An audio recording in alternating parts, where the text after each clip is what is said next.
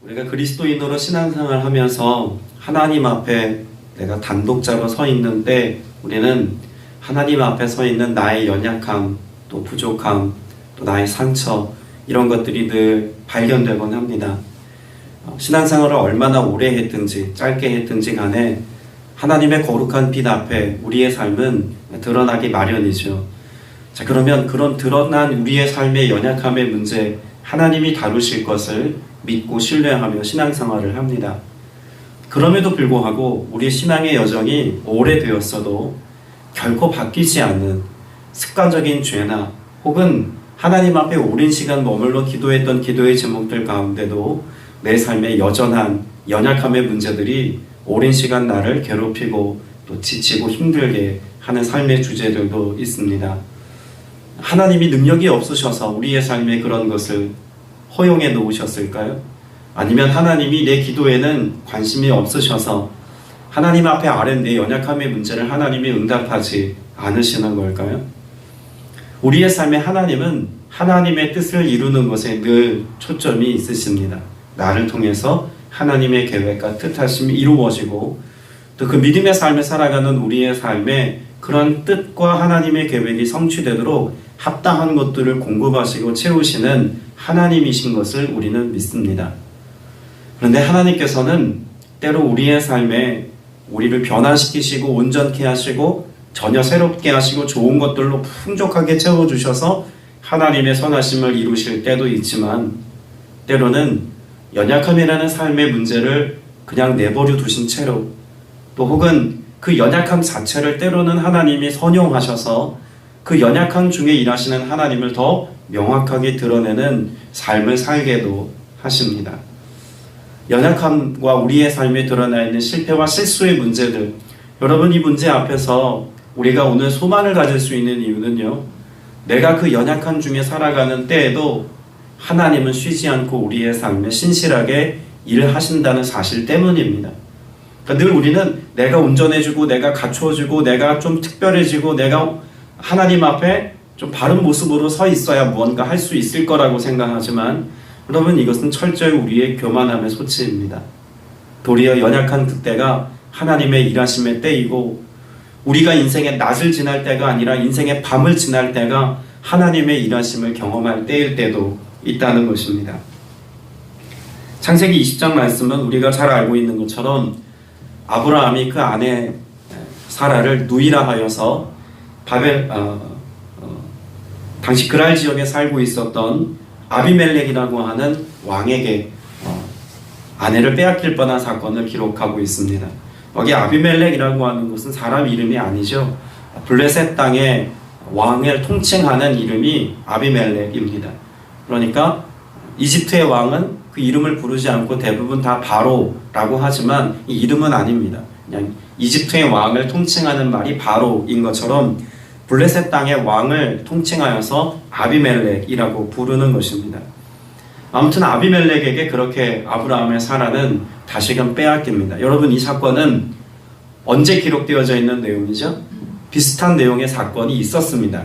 창세기 12장에 하나님이 아브라함을 처음 부르시고 그로 하여금 가나안 땅에 거주하게 하시죠. 그때 가뭄이 들고 기근이 들어서 이것으로 인하여서 애굽으로 이주해 갑니다. 그때 애굽으로 이주해 가는 과정 가운데 아브라함은 자기 목숨을 잃을 것에 대한 두려움을 가지고 아내에게 너는 내 누이라 하라 라고 하는 말을 했다가 실제로 그렇게 아내를 빼앗겼던 적이 있습니다. 물론 하나님은 그때에도 선하게 역사하셔서 애굽의 왕으로 하여금 많은 재물과 많은 부귀를 가지고 나올 수 있도록 하나님이 허락하셨지만 하나님의 전적인 개입이 아니었다면 아브라함은 아내를 고스란히 빼앗길 상황이었던 것을 우리는 잘 압니다. 자, 그런데 그 창세기 12장의 아브라함이니까 그럴 수 있습니다. 하나님에 대해서 아직 명확한 이해함이 없고 하나님의 일하심을 잘 모를 때에 그런 아브라함의 모습이기에 그럴 수 있어 라고 말할 수 있지만 여러분 창세기 20장의 아브라함은 전혀 상황이 다릅니다. 수없이 많은 시행착오를 겪는 과정 가운데 아브라함의 삶은 하나님의 손에 의해서 너무나 많은 시간 다루어졌습니다. 하나님의 약속이 한 번 임한 것도 아니고 여러 차례 임하여서 하나님이 어떻게 일하실 줄을 명확하게 들었던 사람입니다. 심지어 지금 창세기 20장에 기록되어 있는 아브라함은 하나님의 나타나심을 통해서 이제 1년 뒤 지나면 이제 곧 아들을 낳게 될 것이라고 하는 하나님의 언약과 그 시간표까지 손에 들고 있는 상황입니다. 이 정도 되면 아내 사라의 역할이 얼마나 중요한지를 아브라함은 분명 알고 있었을 것입니다. 사라를 통해서 하나님의 언약이 성취되어지고 하나님의 일하심이 드러난다는 것을 명확하게 알고 있는 때였고, 그것을 믿을 만한 경건의 훈련이 다 끝난 때입니다. 그런데 그와 같은 때에 아브라함은 그 아내 사라를 또다시 잃어버릴 만한 위험 속으로 그렇게 스스로 몰아넣는 연약함을 보이고 말죠. 여러분, 이때에도 분명 이유는 있었습니다. 그가 네게브 땅으로 옮겨갔다고 성경에 기록하고 있는데 네게브로 옮겨갈 만한 이유도 충분했습니다. 위험을 감수할 만한 이유가 어떤 이유가 있었을까요? 우린 창세기 19장에서 소돔과 고모라 성이 멸망당한 것을 볼 수 있습니다. 소돔과 고모라 성이 멸망당할 때 어떠한 상황에서 멸망당하였다고 성경은 기록하고 있을까요? 불과 유황이 온 땅을 덮었다라고 하는 사실을 우리는 성경을 통해 알고 있습니다. 여러분, 소돔이라고 하는 말 어제 제가 설명을 드렸죠? 불에 그을리다, 불에 타다, 이런 뜻입니다. 그러니까 소돔은 그렇게 하늘로부터 쏟아지는 그런 불심판으로 그렇게 멸망당하였고, 또 고모라라고 하는 그 이름의 뜻은 함몰되다, 침몰당하다, 그런 뜻이 있습니다. 실제로 창세기 말씀에 보면 창세기 19장 28절 말씀에 보니까 소돔과 고모라 그 온 지역을 향하여 눈을 들어 연기가 옹기 가마의 연기같이 치솟음을 보았더라 라고 말씀합니다. 가마같이 들끓고 있고 그 땅에서부터 뭔가 치솟아 오르는 것을 분명히 보았다는 거죠. 29절에는 성을 엎으실 때라는 표현을 쓰기도 합니다. 그러니까 위아래가 뒤바뀌었다, 이런 뜻입니다. 그러니까 지진이 나지 않고서는 이런 상황들은 묘사될 수 없는 내용인 거죠. 그리고 보면 그렇게 소돔과 고모라 성은 하나님에 의해서 심판당했습니다. 그럼 잘 한번 생각해 보십시오. 그 일대에 소돔과 고모라 성만 하나님이 이렇게 흔들어서 그 땅만 흔드셨을까요? 물론 하나님이 능력이 있으셔서 그렇게도 하셨을 수 있겠지만 하나님은 상식 수준에서도 늘 일하십니다. 자, 그러면 소돔과 고모라 그 땅이 불과 유황으로 뒤덮이고 땅이 흔들리는, 땅이 뒤집히는 사건이 있었다면 그 지역만이 아니라 그 지역 일대가 어떻게 되었을까요? 다 비슷한 피해 상황을 경험했을 거라는 겁니다. 이런 자연재해가 있었다는 거죠. 그러면 양떼를 기르는 사람들, 목초지가 뒤엎였습니다. 양떼들에게 먹거리를 제공할 수 있는 지경이 다 훼손된 겁니다. 만약에 농사를 짓는다고 해도 마찬가지 상황이겠죠. 그렇기 때문에 그 소돔과 고모라 성 인근에 거주하였던 많은 부족 국가들은 함께 어려움을 겪는 상황이었습니다. 이주는 당연한 거죠. 그러면 지금 아브라함은 역시 당연한 삶을 선택할 수밖에 없는 상황에 내몰린 겁니다. 그리고 네겝으로 이주한 거예요. 그럼 네겝으로 이주하는 과정 가운데 분명 아내를 빼앗길 것에 대한 두려움이 아브라함 마음 가운데는 분명히 있었을 거라는 겁니다. 그런데 우리가 상식적으로 생각해 보면은요, 창세기 19장에서 하나님이 1년 뒤에 아들 낳을 거라고 말씀하셨고 21장에서 사라가 이삭을 낳습니다. 그러면 창세기 20장의 시간에서 사라의 나이를 우리는 충분히 유추해 볼 수 있죠. 나이가 몇 세일까요? 21장에서 사라가 90세 되던 해에 이삭을 낳았습니다. 그러면 적어도 20장에 기록되는 사라 나이 몇 살입니까? 89세입니다. 그런데 아비멜렉이 그 사라의 아름다움을 보고 데려갔더라 라고 한다면 우리 김태원 사님 몇 살이시죠? 그 아름다움을 보고 데려갈 만한 상황이 상식적으로 생각되지 않는 상황이라는 겁니다. 여러 가지 의견들이 있습니다. 아브라함이 180세 가까이 살지 않습니까? 그러니까 지금의 때와는 수명이 한 2배 정도 차이가 난다 라는 의견을 가지고 사라 역시 89세지만 지금으로 따지면 약 40대 중반 여인의 외모를 갖고 있었을 거다 라고 유추해 보기도 합니다. 사실 그런 설득력이 많이 없어요. 가장 설득력이 있는 것은 무엇이냐면 아브라함이 부유한 부족국가의 족장이지 않습니까? 그리고 당시에 그가 연합국가, 동부지역에서 연합한 연합국가와 싸워서 말도 안 되는 승리를 쟁취하였고, 심지어 그가 다 전리품을 소돔 왕에게 내어준 사건은요, 신문이 있고 인터넷이 있었던 상황이라면 전 세계적으로 대서특필을 될 만한 소문날 이야기입니다. 그러니까 당시 이 블레셋 지역의 왕도 아브라함의 명성에 관해서 익히 잘 알고 있었다는 이야기죠. 그러면 이주해온, 지금 자연재해로 인하여서 어려움 가운데 이주해온 아브라함과 동맹의 관계를 맺고 친밀해지기를 원하는 것은 당연한 일이라는 겁니다. 그럼 동맹 관계를 맺기 위해서 당시 고대 부족 국가에서 제일 먼저 선택한 것이 무엇입니까? 정략 결혼입니다. 그 누이를, 왕의 혹은 족장의 누이를 나의 아내로 맞아들이면 이런 친분 관계는요, 끊을래야 끊을 수 없는 동맹 관계가 됩니다. 그러니 이주해온 아브라함이 어떤 유출을 한 겁니까? 아내라고 한다면 이 아내는 빼앗겨서 죽임당할 수 있지만, 누이라고 하면 정략 결혼이라는 관계를 통해서 살 수 있을 거야 라고 하는 어떤 생각을 한 겁니까? 인간적인 생각을 한 겁니다. 아브라함의 계산인 거죠. 이건 창세기 12장의 아브라함의 연약함이 창세기 20장의 아브라함의 연약함으로 고스란히 계속 진행되고 있는 연약함이라고 말할 수 있는 겁니다. 여러분, 이와 같은 상황, 아브라함의 연약함으로 인해서 또다시 전개되어지는 이와 같은 어려운 상황에 누가 일하시냐면 이제 3절에서 하나님이 일하십니다. 자, 3절 말씀이 어떻게 시작됩니까? 그 밤에 라고 시작됩니다. 그 밤에. 여러분, 그 밤에, 여러분 어제도 우리가 보았습니다만 밤이라고 하는 시간은 연약함이 드러나는 때요, 우리가 실패하는 때요, 우리의 능력으로 감당할 수 없는 때를 지칭하는 대명사입니다. 그 밤에, 아무것도 할 수 없는 그 밤에, 아브라함으로서는 아내를 빼앗기고 슬픔에 잠긴 그 밤에, 내가 할 수 있는 능력과 실력과 그 어떤 것도 없어서 망연자실하여서 그저 손 놓고 눈물을 흘리면서 탄식할 수밖에 없는 그 밤에 하나님이 라고 하는 말씀이 3절에 기록되어져 있죠.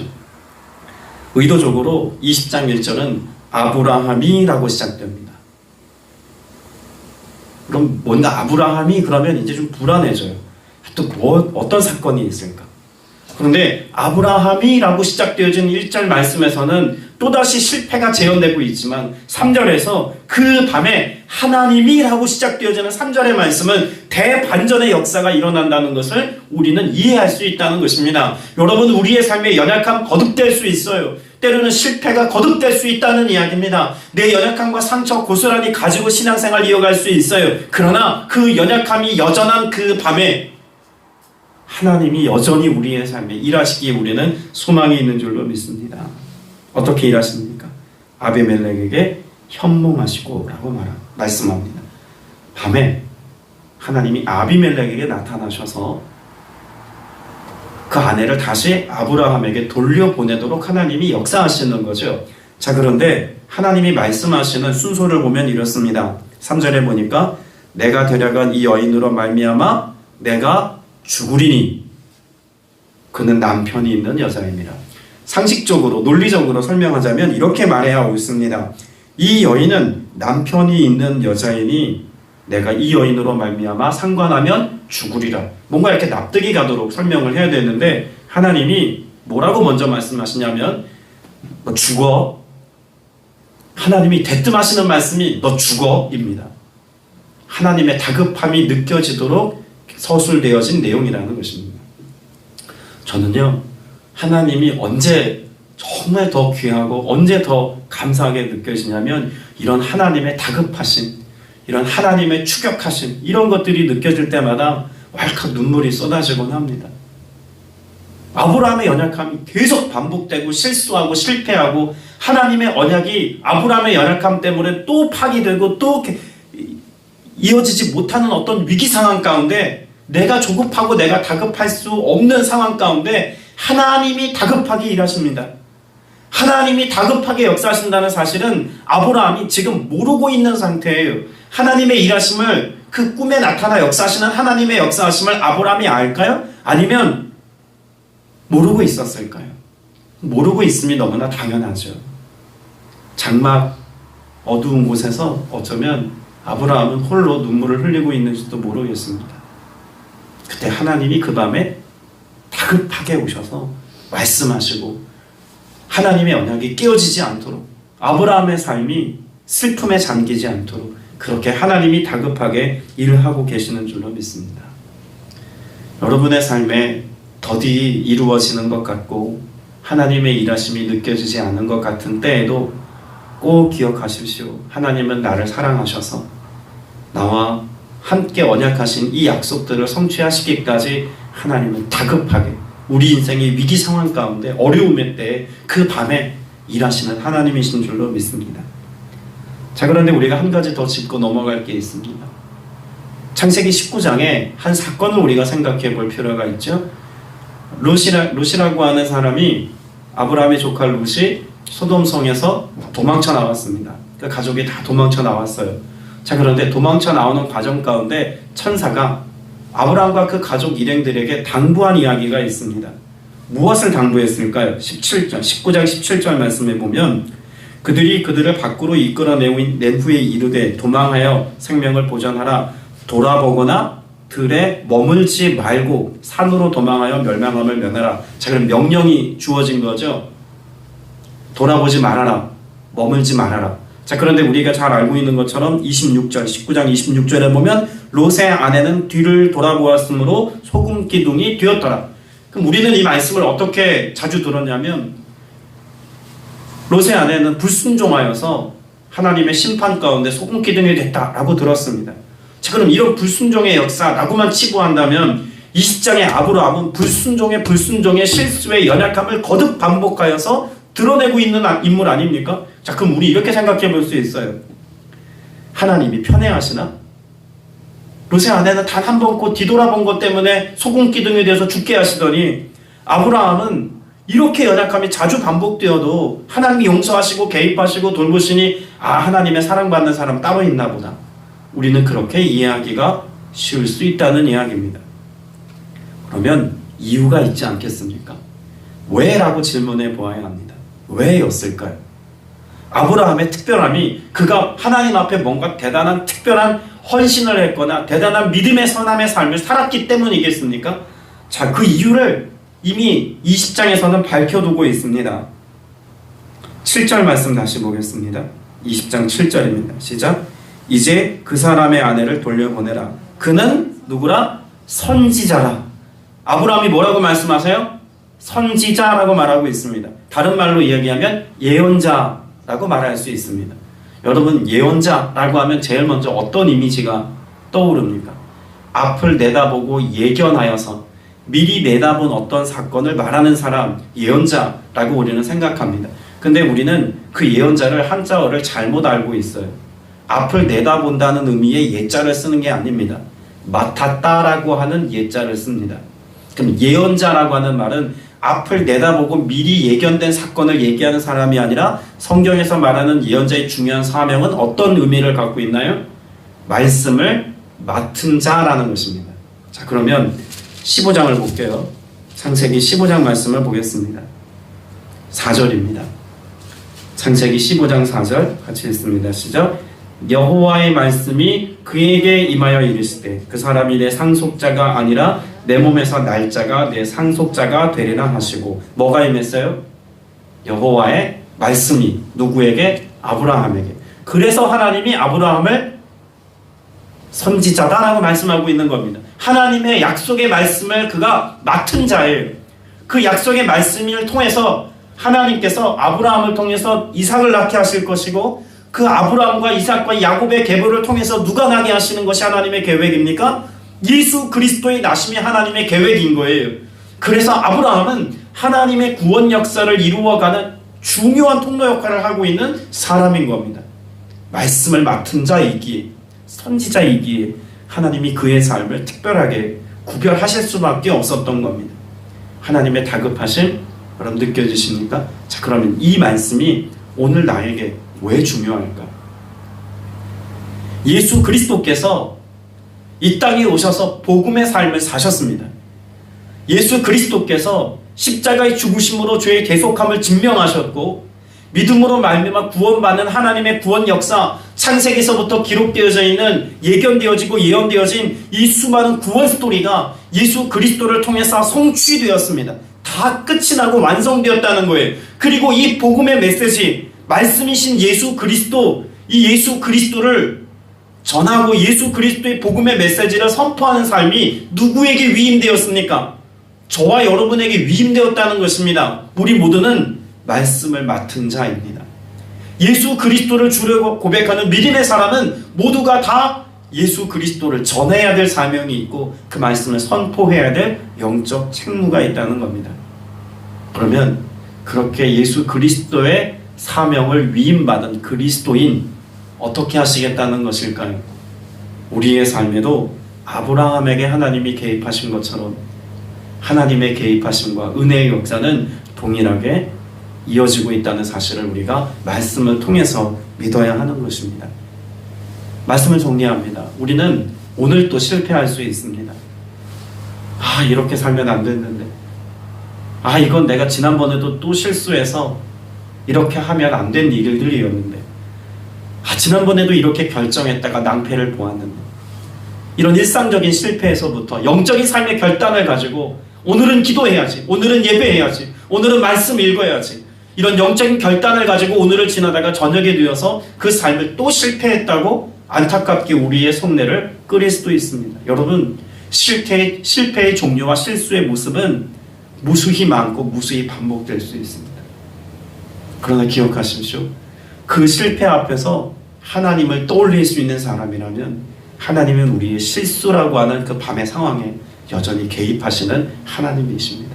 오늘 그런 하나님의 개입하심과 돌보심과 역사하심을 깊이 은혜로 경험하셔서 더욱더 온전한 믿음의 고백을 가지고 하나님 앞에 나아갈 수 있는 저와 여러분 다 되시기를 주님의 이름으로 축복합니다. 기도드리겠습니다. 은혜가 풍성하신 아버지 하나님, 우리 인생의 밤을 지나고 있지는 아니합니까?